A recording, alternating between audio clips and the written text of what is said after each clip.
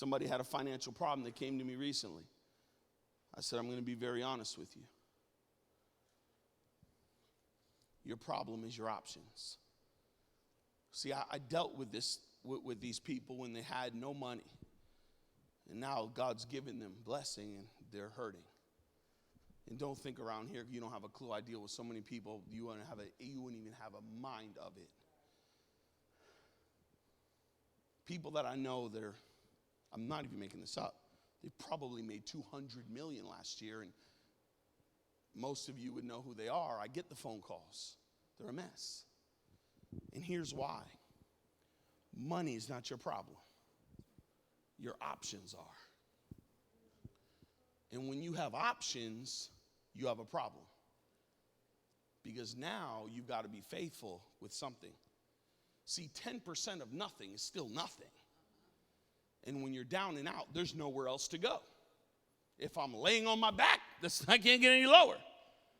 But when God begins to give you more, and he starts blessing your life, and you have stronger relations, do you understand me? Powerless people need to find power to do stuff. If you want to cause a murder rampage, you still need to find a gun, you broke person. Because you have no power, and you need to find something that will empower a powerless person. When you have options, Moses had options.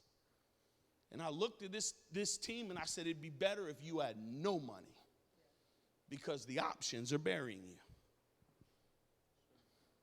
Can I tell you some of your problem? I'm going to tell you right now, I'm talking to every single one of you. It's just one of those messages. Can I tell you your problem? You think God's called you to the ministry, you can't even handle the options of your family. That's right. Some of you are so filled with drama that you give your attention to whatever trauma rises today. Please. How could God ever do anything with this? Your life is determined by drama. Whatever fire rises up today is going to get my attention. Wise people do the opposite.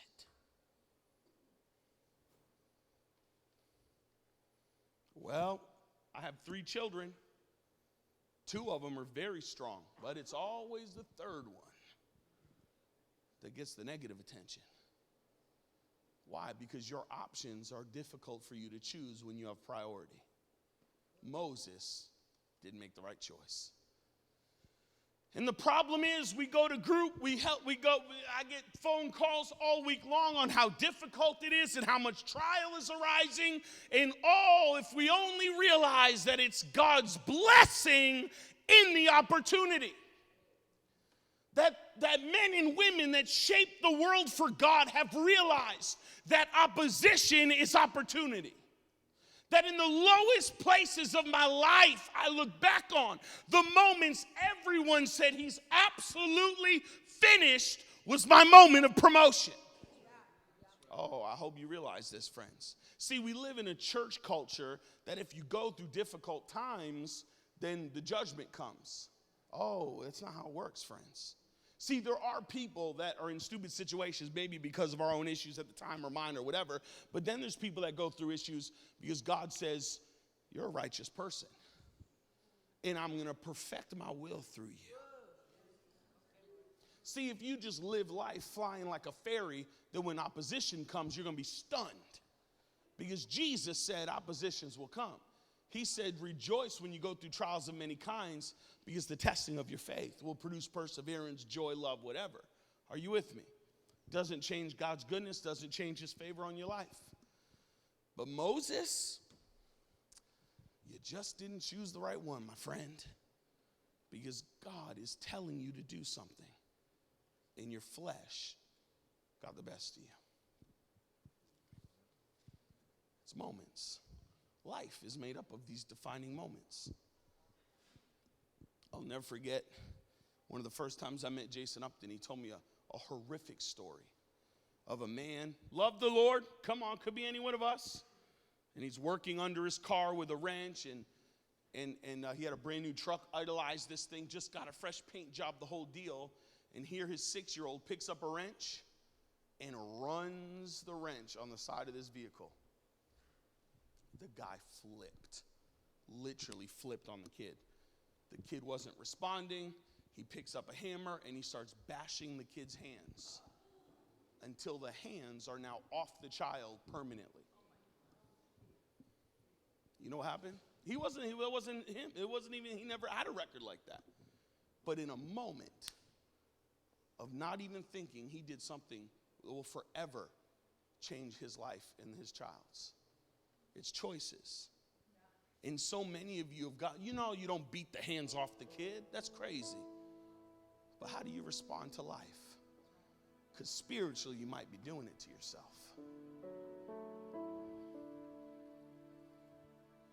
People that God have called to change the world can't even handle the options of opportunity and opposition. Can't do it.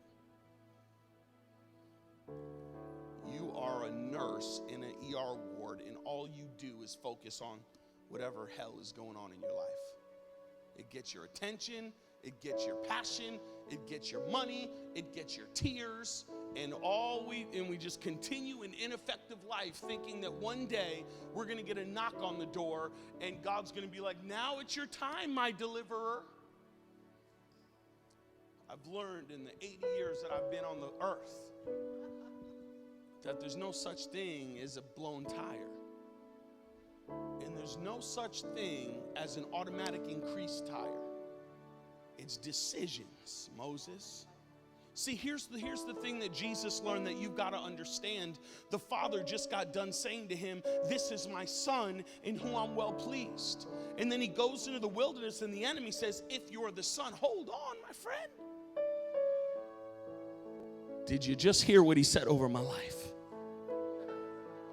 You can't give me what I already own. You can't give me what I already have. See, the problem with the church and what Jesus felt and the thing that Moses had to deal with is, why don't you prove your sonship? Why don't you do it in the natural? And you know what we have? A bunch of non-fathered children running around the earth in Christianity trying to prove their sonship to one another. Oh, this is called good. I'm just telling you flat out. And Jesus knew. I know who I am. I heard him.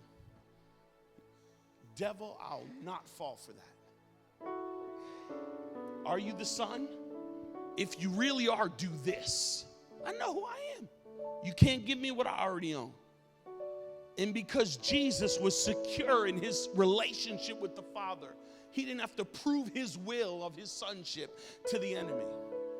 Where Moses' identity got warped up in the opinions of others, and he didn't have that security to listen to the word of the Lord. But now we have a generation that goes through trials, and they respond like orphans. They're desperately trying to prove to the world that they're in. But people that know who they are, most dangerous people you'll ever meet in the Lord.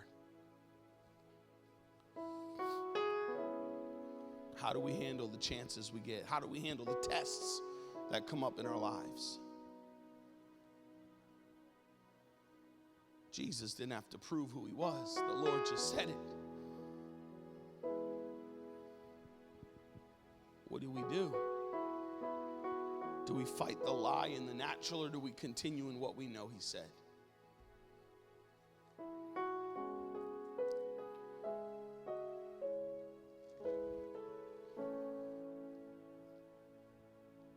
There are moments in time that God will allow things to happen in your life, and your reaction will determine the outcome.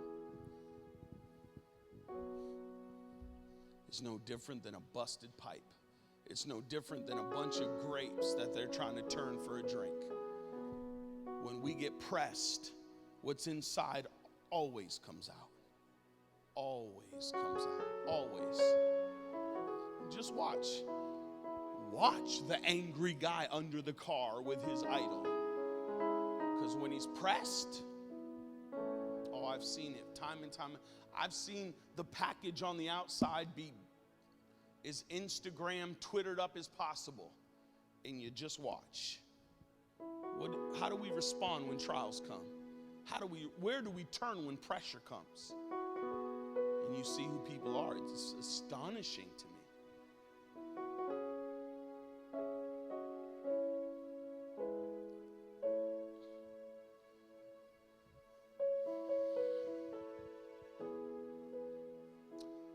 I don't claim to know a lot, but I know about overcoming. You can forget it. And I sat on the phone this week with some pretty powerful, influential people in Hollywood. And they just sat on a phone call as I'm in the Mohegan Sun parking lot ready to go in for dinner. And they just said, man, they don't know it's the Holy Ghost. They don't have a clue. Oh, please. And they're just like, you have something. When you speak, there's something there. I know what it is. I didn't hit the rock. I spoke to it. Nobody cares. No one cares. But 8 years ago when I was homeless and I had nothing in my life and nobody really around me, nobody cared either. But now you think there's secret sauce. There ain't no sauce. I'm a broken person that is so in love with Jesus. There's nothing else. I don't have a plan B. I love him. And I understand and I know who I am. Oh, I know who I am. I know who I've been with Jesus. I know who I am.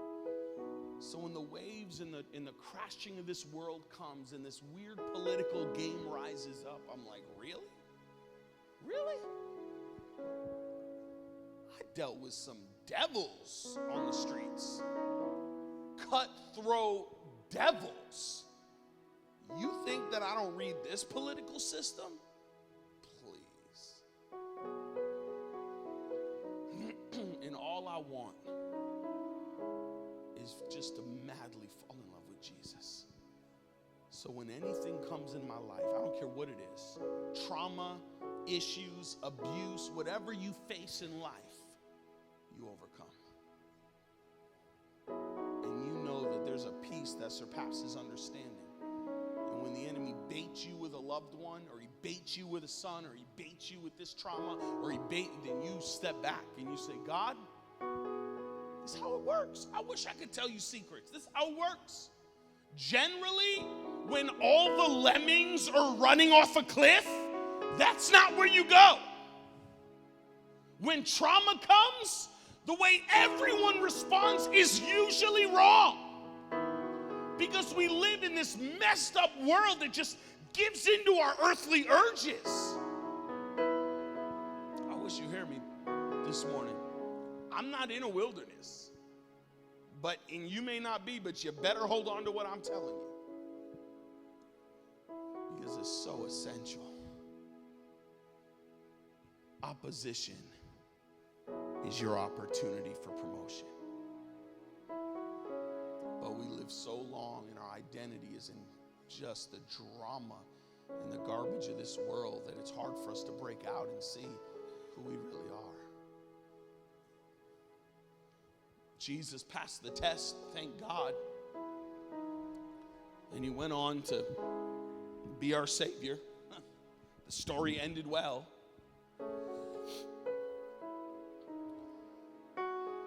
But the truth is this. We've learned to look at people in wildernesses and see the wilderness. But we need to start looking and see what God sees. Because if you would have caught me in a rough situation, you would have thought my environment dictated my outcome. If you see me passing through in a wilderness, don't get confused. I'm passing through. Come on, how many are passing through this morning? If it appears that I have financial difficulty, the joy is about to come in the morning. If it appears that I'm out here on an island, it's about to change, I'm telling you. If it appears that I'm getting rocked left and right by the affairs of this world, I'm about to overcome everyone. Because I'm just passing through. Baby, I didn't drop a foundation. I'm passing through to the joy and the peace and the blessing that God has for me. Failure isn't final. And I found myself in a wilderness many times in a situation that I even created in my life. But God's faithfulness is greater. And God's mercy covers everything. And his love covers a multitude of sins. And I found myself getting up realizing that I might be 15,000 steps away. But I'm one step back from grace. I'm one step back This isn't where my home is. This circumstance isn't who I am. This situation isn't where I'm going to be. The wilderness. Pastor Brian's been writing a book on the wilderness for, I don't know. I think the book writing is in the wilderness. It's been probably 10 years. But one of the first things he said to me is, you know what wilderness means? Wilderness, the meaning of the word wilderness means the place that God speaks. Oh, Jesus. If we only knew that it's the place that God speaks. Paul changed the world, and he said to young Timothy before he died, he said, I've completed the course. I've finished strong. Timothy, I've known hunger and beating, and you read Corinthians, no one wants that life. That ain't a prophetic word you're signing up for. Shipwrecked, left for dead, and Paul said, I finished the course. And he said, Timothy, I have a thorn in my side. I've asked the Lord to get rid of it. And all the Father said is, my grace is sufficient for you. My strength is made perfect in weakness. The kingdom of God is the world in reverse. When you walk out of this door, your earthly family members ever see a weakness, they look at it as an opportunity for them to put somebody down. In the kingdom, it still unfortunately is that way. But in God's eyes, when you see a weakness, it's really a strength. That your weakness will be your greatest opportunity. And I tell you what, I've been through hell and back. Lord knows. And I'll never forget, I was a teenager in a really crazy place at 16 years old, and I was in Danbury, and man, I looked a mess. I mean, I was in this church, I looked like a Bronx Zoo exhibit. And I had like this Tommy Hill shirt on and these Jordans, and I was a teenager, and I remember coming up to the altar, and the dude gave me a prophetic word, and it meant so much to me because it was a prophetic word before they all started flying in my life. Before you didn't even need to be wise to see anything inside of me. I was so dysfunctional. And he called me out, and I'll never forget, he said to me, he said, God's going to give you such a mouth to preach. And man, nobody ever said anything like that to me. And I wish I told you it got better from there. No, that was the height of that one. And then he said, you're going to go through so many trials. And he started weeping. I'm going to kill him. Like, what are you talking about, man? This kid's crazy. I'm going to hit you. You know what I mean? Like, don't get crazy on me. And he said, I just see, he started weeping. You will be alone. You will go through so many trials. The enemy is going to hurt you. There was nothing in my life. It was about to get cray-cray, but there was nothing going on. And I thought, what? I mean, I thought I came out of a lot. You know what I mean? I thought I came through everything. And he said, it's just beginning. And he said, you're going to go all these in. Then he said this, but there'll come a day that your opposition will be your opportunity. And you will stand on your past as a pulpit to preach the gospel. And in a day of fluff, and in a day of just craziness, where the church tries to overpromise and underdeliver, they water down the message of the gospel, nobody's being affected by it. You might as well be, please. In that day, God is raising up an army of broken people that have surrendered to Jesus and they're fully healed. And I can see more than ever a need for God's power.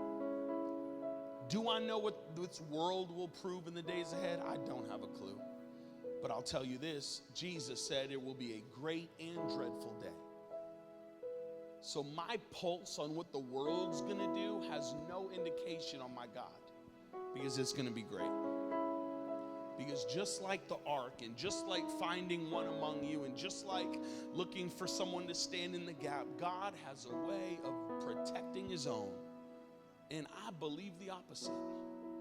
I believe there's about to be a separation up in here. Not here, but in general in Christianity.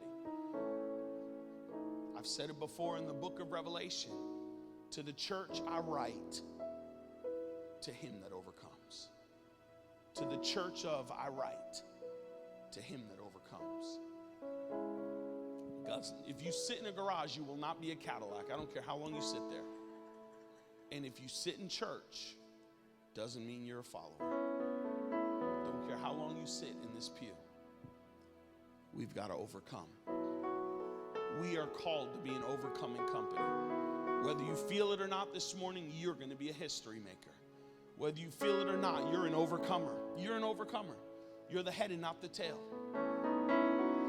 And every week, this altar is filled with somebody that says to me, my story is going to be told. And I'm like, it's going to happen. I do. The stories in this church are just unbelievable.